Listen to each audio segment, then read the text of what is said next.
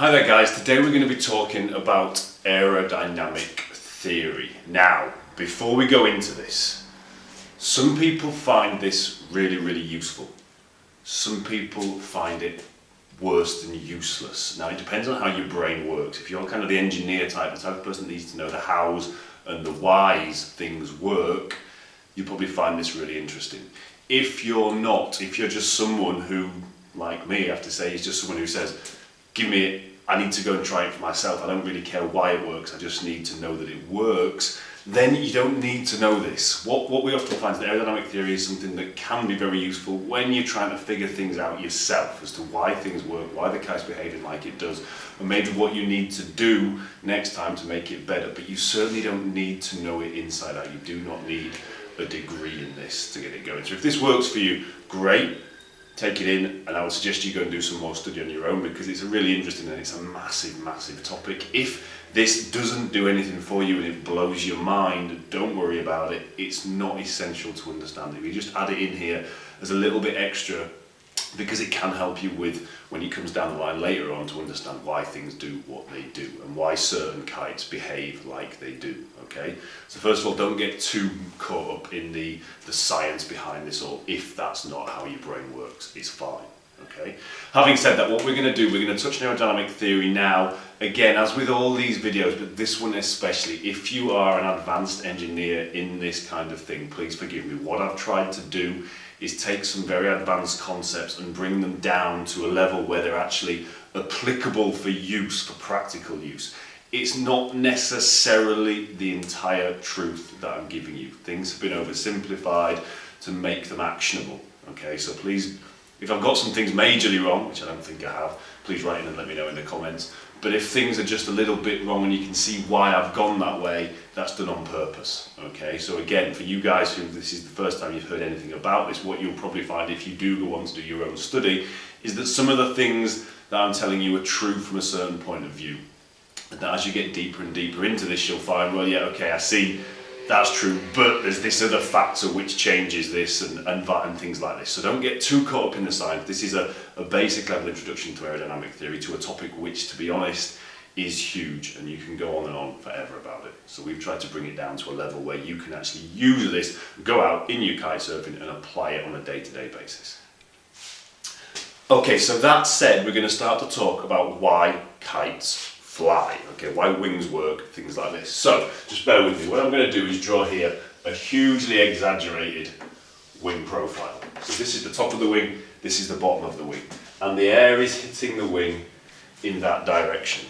Now, we used to think that the reason that kites, that wings flew, was because what happened was because this air here had further to travel than this air, we used to believe that this air travelled faster because there was a rule that stated that the air had to leave the trailing edge of the wing at the same time. So what this created is this meant this air was travelling faster, so the particles, because it was travelling faster, were further spread out, so they were thinner. So this was low pressure here, and because this was travelling slower, the particles were more bunched together. So you had high pressure along the bottom here. Now, it's a great theory. The problem is it's rubbish. Okay, it doesn't actually work like this. What scientists have done, and I'm not sure why this took so long to figure out, because the way they figured it out in the end was very simple. What they did was they had coloured smoke, and they let coloured smoke flow over the wing, and they found that actually it's not true. This smoke exits the wing way before this smoke. So something else was going on.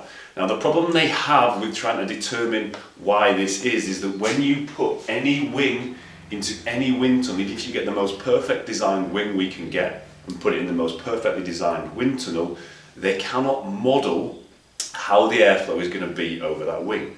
So the actual truth of the matter is they still do not know why a wing flies exactly. There are several different theories, but at the moment there's nothing concrete to say we know exactly how a wing flies. So this explanation works because it kind of tells you the mechanics of what's going on, but it's not true, okay? Which is a very inspiring thought next time you get on your next Ryanair flight. So just bear that in mind. When you sat on that plane, they don't actually know what's keeping it in the air.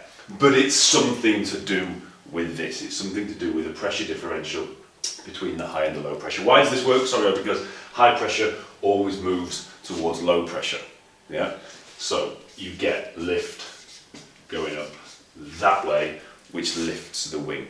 Yeah, so that was the original theory. As I say, it's not true. You probably still see it used to explain this in an awful lot of places. I had to have this explained to me by a fighter pilot and an Oxford engineer before I actually believed them, but it's not actually true, again, based on this idea that we can't really model why this works. So now that we kind of understand how kites fly, or at least the principle behind why kites fly, what we're going to talk about is how we use that to change the power of the kite, to depower the kite, to make the kite more powerful. So the tool for doing this that we have is the bar. So as you pull the bar in, something happens to the kite. As you let the bar out, something happens to the kite. Now generally, under normal circumstances, as you pull the bar in, you power up the kite. As you let the bar out, you depower the kite. Now, we've got a great little app here called Wind Tunnel, which will demonstrate this really, really well for us. Okay, so imagine, if you will, you are looking side on at the kite in a wind tunnel. The wind, as you look at it, is flowing from right to left. Black flowing area is representing an area of no lift or turbulent air, and the red and the yellow is representing what we call laminar flow, or a clean airflow and power being generated. Okay, so this is the kite on a fairly neutral angle, probably with the bar in a nice position, more or less in the middle of the trim lines. So let's see what happens as you let the bar out. Let's just let that reform. And you can see as you let the bar out, now we've let it out quite a far way there to show you what happens, but you can see that that turbulent air under the kite increases massively. So now you've got a huge area of turbulent air underneath the kite and very little lift being generated as a result of that. This corresponds to what happens when we let the bar out. You change the angle of attack of the kite, you lift the trailing edge upwards, and the kite depowers. As we pull the bar in, let's just let that settle down again. You see we get nice laminar flow over both sides of the canopy, and look at the lift that's being generated from that kite. We're getting a nice lift pattern all the way along the upper canopy because we've got that laminar flow over both canopies there. Okay, so that's probably pretty much optimum angle of attack right about there.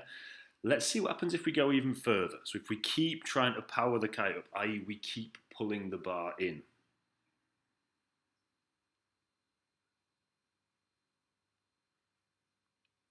Now look what happens.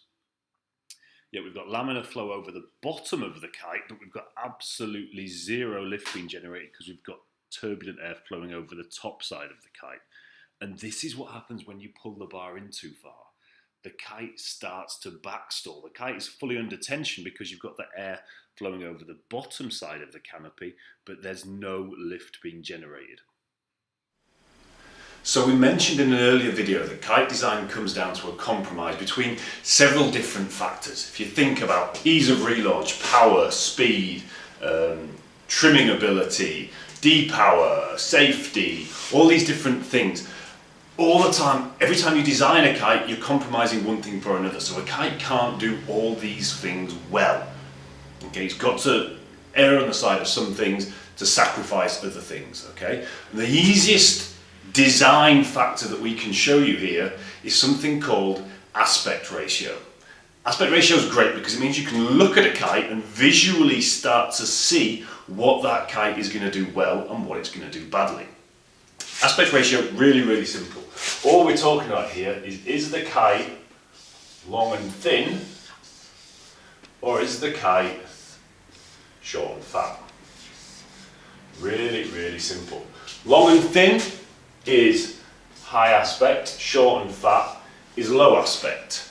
Now I've just drawn these as squares. If you imagine if this was a bow kite, it would be the same, so it would be long and thin, or short and fat, like that, okay?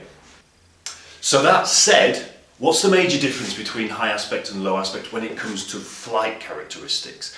Really, really simple. A high aspect kite, i.e. a long, thin kite, sits further forward in the wind window. Okay, so There's my wind, there's me, there's my wind window. A high aspect kite will sit there. A long thin kite will sit at the front of the window. A low aspect kite will sit much further back.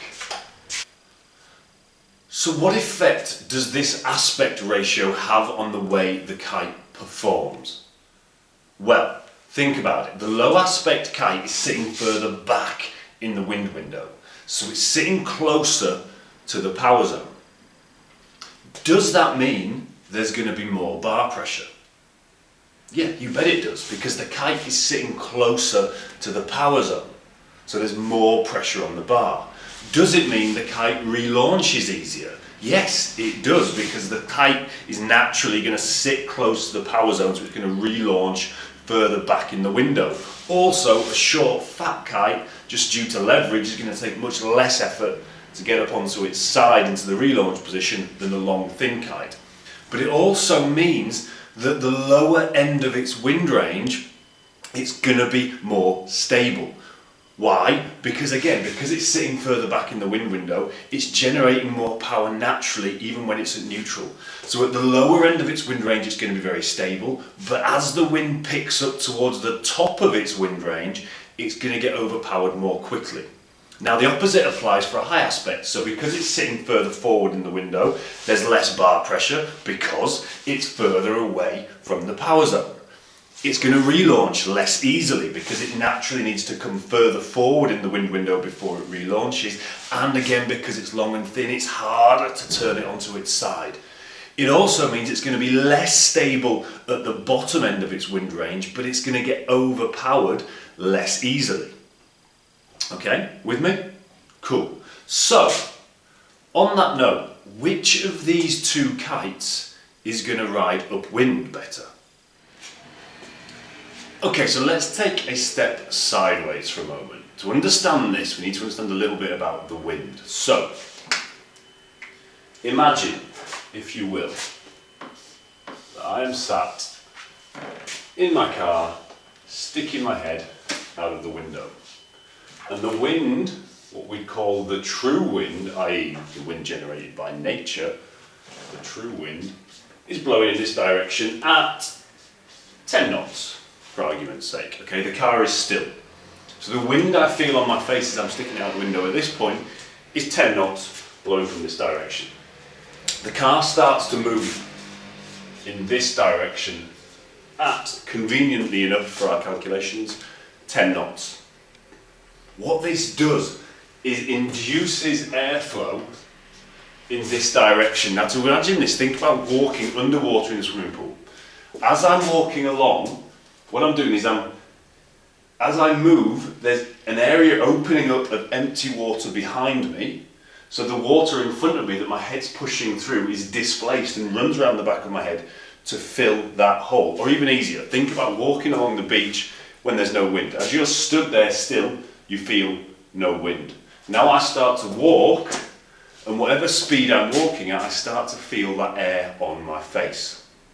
Okay, that air is called the induced wind. Likewise, if I'm walking into a headwind of 10 knots, when I walk into it, it always feels stronger than when I walk with it. Okay, makes sense? So that air there that I'm creating by moving is called the induced wind. So you get this airflow here, which is called the induced wind, and because the car is travelling at 10 knots, that is also at 10 knots. So now what we've got is we've got two winds. We've got the true wind created by the natural wind, the induced wind created by the movement of the car. Now the wind cannot come from two different directions at once. So we get a third wind, which in this case comes from this direction. Because these two winds combine, and this is the wind that I actually feel on my face as the car is moving. Now this is what's called the apparent wind, and it's going to be around about 15 knots because it's going to be more or less the value taken from these two winds combined. Okay, so this is the wind that I feel on my face as the car moves. As the car accelerates, what happens to this wind? Well, it turns further towards the induced wind, because as the car moves faster and faster, this goes from 10 knots to, let's say, 25 knots, which increases the induced wind, which changes the direction of the apparent wind towards the induced wind. So as the car speeds up, the wind, I'm going in this direction, the wind swings from there round to there, and then as the car slows back to zero, the wind's coming back from where the true wind was. Okay?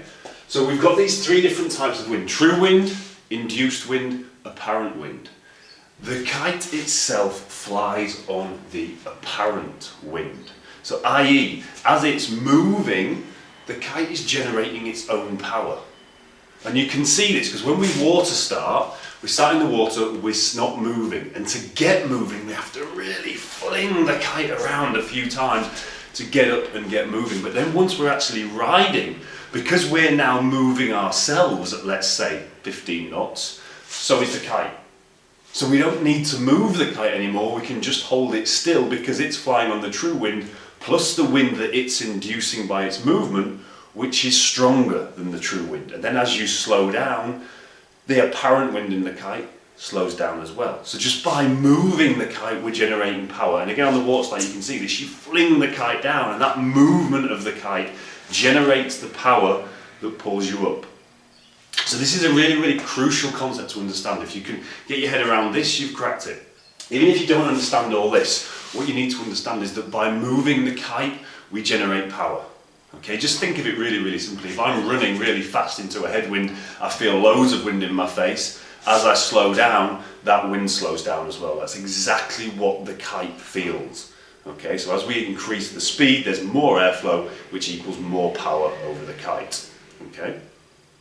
So, to go back to our original example, high aspect versus low aspect, which kite will take you upwind easier?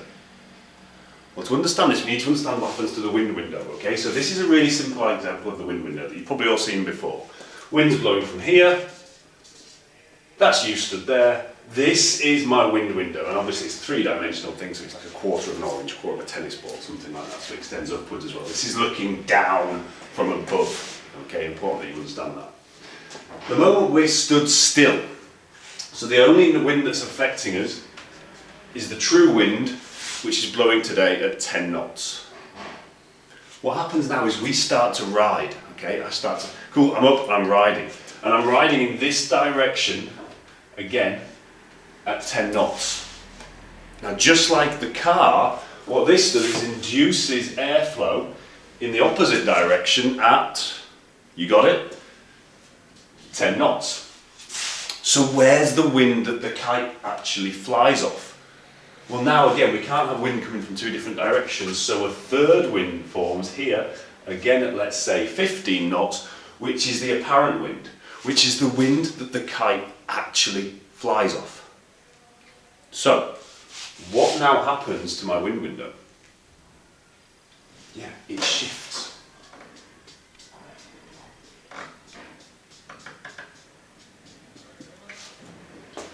So that is now my wind window. As I speed up, what happens to the wind window? So as I increase this vector, the wind window spins further back. It swings around.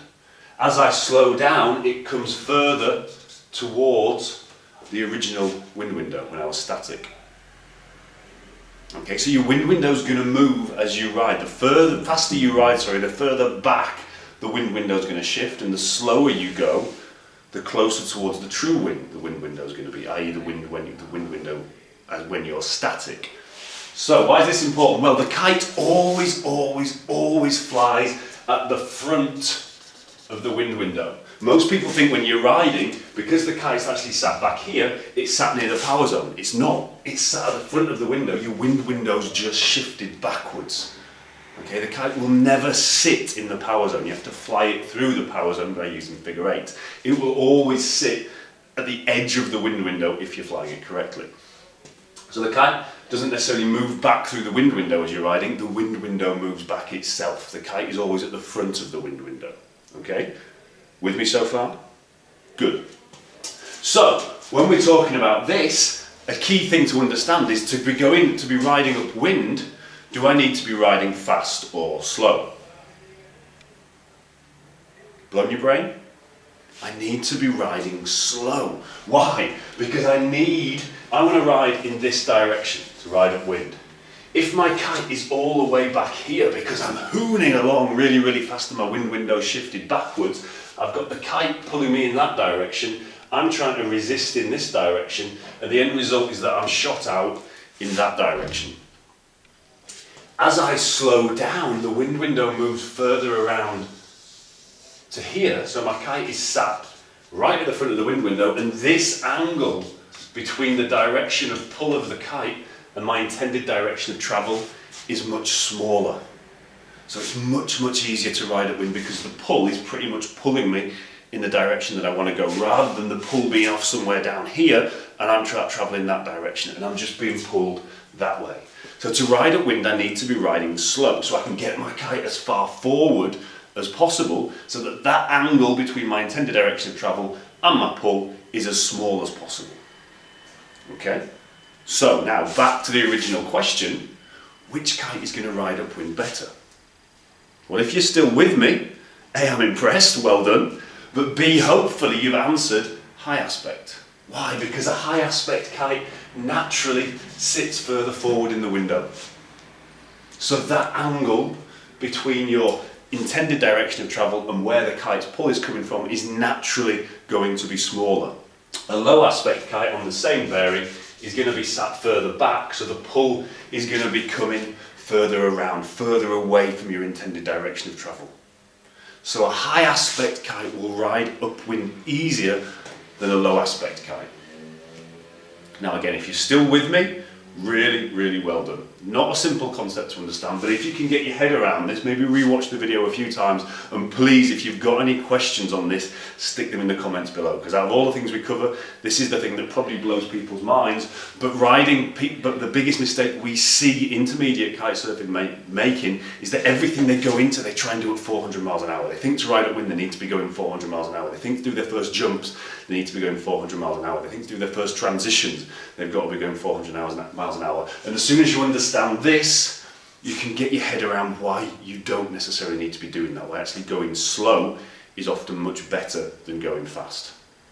Okay, so rewatch the video a couple of times, bang any questions in the comments. If we get enough questions, I'll redo the video, because I understand this is quite a complex thing to get your head around, okay? But as a final caveat, which kite is going to jump better? A high aspect or a low aspect kite? Well, again, if you're with me, well done. The answer is high aspect. Why? Because the way that we jump, literally, we're riding along, we bring the kite from down here up above our heads and we pull. And that force pulls us upwards. Now with a high aspect kite, the kite is pretty much directly above us because it's sitting far forward in the window. So we go up. With a low aspect kite, it's sat much further back. So rather than going up, we go downwind. So generally a high aspect kite is better at going upwind, better at jumping high than a low aspect kite. Okay, still with me? Good. So that's the key thing. Aspect ratio is probably the only thing that you need to know. And as you can see, if you can start to spot that, you can immediately start to see the different types of kites and how they're going to react differently without needing to even fly. Oh, that's a high aspect kite. It's not going to relaunch as well, but it's going to be great for going upwind and jumping. That's a low aspect kite. It's going to be great at the lower end of its wind range. It's going to have more bar pressure and it's going to relaunch really easily. So you can already see, God, I can go down the beach and I can look at these kites and see how they're going to perform. So what I want you to start doing after this talk is to go down the beach or even look online, just start spotting the difference between low and high aspect kites. Start seeing where they are, so when you go down the beach, but more importantly when you come to buy your own kit, you can walk into a shop and when the guy's telling you, yeah, this kite goes upwind well, it jumps really well, it relaunches really easily, it's got no bar pressure, you know, it can't be, it can't do all those things well, it can't be both short and fat and long and thin at the same time. It's got to be a compromise, so it's got to be somewhere in the middle, and most kites will be somewhere in the middle unless you're going for a specialist kite, i.e. a freestyle kite or something like that. But just by having this concept, you can start to see through when people are selling you down the road a little bit, okay? So that's the main one, aspect ratio. The next one I want to talk about, and we'll cover these really, really quickly, is the canopy shape itself, okay? Really, really simple, this one. Two different styles of canopy, so to speak. The first one is the traditional C-shaped canopy, which we've all seen before. The second one is a much flatter canopy. Now, an easy way to think of this flatter canopy is the foil kites, i.e. the kites that you don't inflate. You'll see they're massive, long things, very, very fat. These ones are tended to be ride by people who are into freestyle, things like that, the C-style kites. Now, what's the difference? Well, a more curved canopy shape, i.e. a more C-shaped canopy shape, is less powerful, but it's more stable. And the way I think about this, and again, this isn't entirely true, but it's a really easy way to think about it, is that only the top part of the kite, only the flattish part of the top of the kite actually generates power. All these bits do is funnel the air through the kite and under that part that generates power. So these bits create the stability, and I think of it like a wind tunnel. It funnels the air through to create a nice stable base to generate power, but it doesn't generate as much power because its flat point is quite small. A long kite like this has a very large central area which generates the lift, generates the power, but it has no stability, it has nothing funneling the air under the kite, under that power zone, so it's very unstable in the air, okay? So that's really canopy shape. So the more C-shaped it gets, the less powerful, but the more stable. The flatter it is, the more powerful, but the less stable it's going to be. Very last thing I want to talk about on kites and aerodynamic theory is the profile. This is probably the third most important thing. The reason we leave it to third is because it's not so easy to see, okay? The profile basically is talking about, let's say this is your kite, okay? You drew a line from the leading edge to the trailing edge. This depth here is your profile. So depending on how flat your kite is going back to how curved it is, you can have a very small profile or a very large profile. So this is kind of the camber of the kite as seen from the side.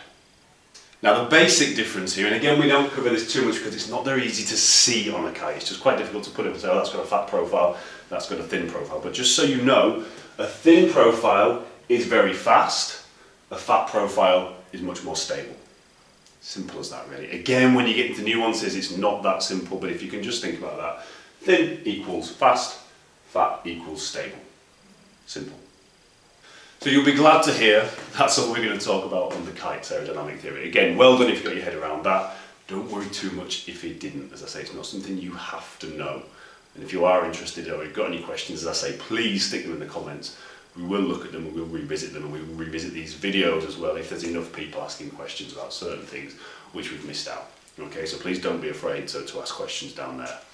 What we're going to talk about a little bit now is line length. Now we talked about this in the talk on bar and lines, but we left a few things out because I wanted to cover this stuff first so that you had a basic understanding of aerodynamic theory before we start to go into this. Now, what we mentioned was that large lines, longer lines, are less responsive than short lines. Why? Because longer lines have more slack in them.